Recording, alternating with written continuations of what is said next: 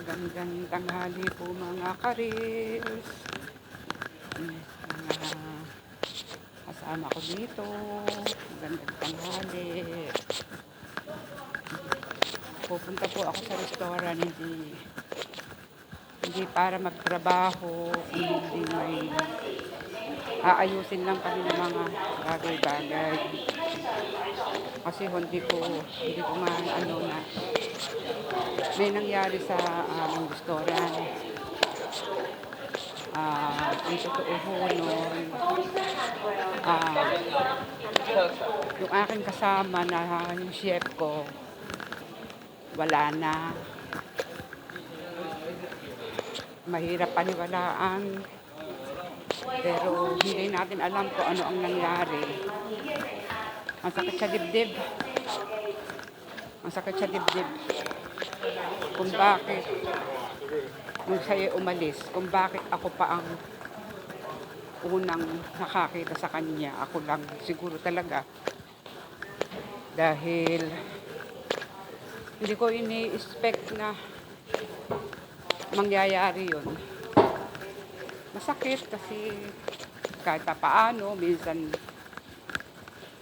na yung bang galit na ano lang kasi nga parang wala sa mood magtrabaho. Ako lahat ang gumagawa. Parang out of, yung wala sa sarili ganun. Hindi naman namin, ako, na lagi niyang kasama. Kung may sakit siya, o ano. Hindi namin alam. Kasi, iintayin pa namin yung resulta ng kung ano ang dahilan ng pagkawala niya. Sakit, hindi ko. Isang linggo na ho akong nasa bahay dahil sarado nga ho kami. Ngayon marami kaming aayusin kaya pupunta kami nung may-ari, ako, yung operation manager, yung mga gagawin namin doon, mga aayusin. Parang ang sakit na hindi ko halos hindi ko maipaliwanag, hindi ko minsan nagpapaliwanag.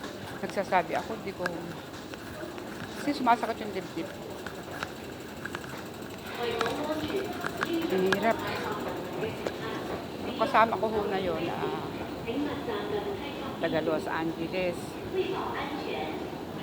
Pero lahi siya from Mexican.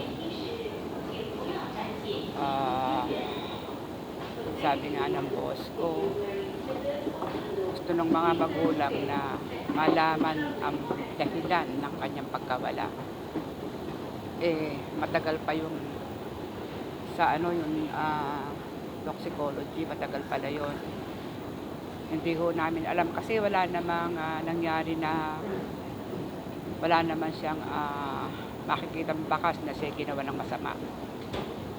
Yun, kaya po yung iniintay lang na lang namin yung toxicology nga na yun, saka pathology. Ang hirap po. Pagka nagsasalita ako, pag pinag-uusapan siya, para akong magkukulaps, kasi sumasakit po yung dibdib ko. Napakahirap po nang nangyari sa kanya. Hindi ko nawalan man ako ng mga mahal sa buhay. Pero yung ganun, hindi ko makalimutan.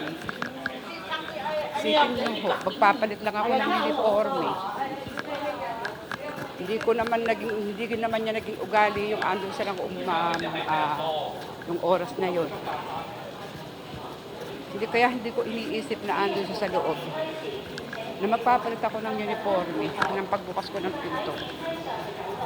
Nakaupo ho siya ron. Pero nakasarado naman ko yung golden CR kung hindi nakaupo na sa ibabaw na yun. Akala ko naman, nakain ho. Hindi naman pala nakain, hindi naman pala. O baka sabi ko, yun ang iniisip ko. Kaya hindi ko, tinatawag ko siya, hindi ko bikibo. Kaya ang ginawa ko, nagkatakbo ko sa kapitbahay ko ng mga bar. Humingi ako ng tubig doon, mga Pilipino doon. Yun nga. Sabi ng batang Pilipino, ate, sabi niya, wala, ano na siya, wala na siyang ano, wala na ngayon, wala na nga siya. Sabi ko, nagulat ako. Sabi ko, tumawag kayo ng barak, tumawag kayo ng sasakyan na papunta ng pagamutan. Ayun, kinuha siya. Kinausap ako ng mga barak. Dami. Siguro mga 20 barak na natin na yun. Nakausap nila ako. Kung kailan ko siya ulit nakita.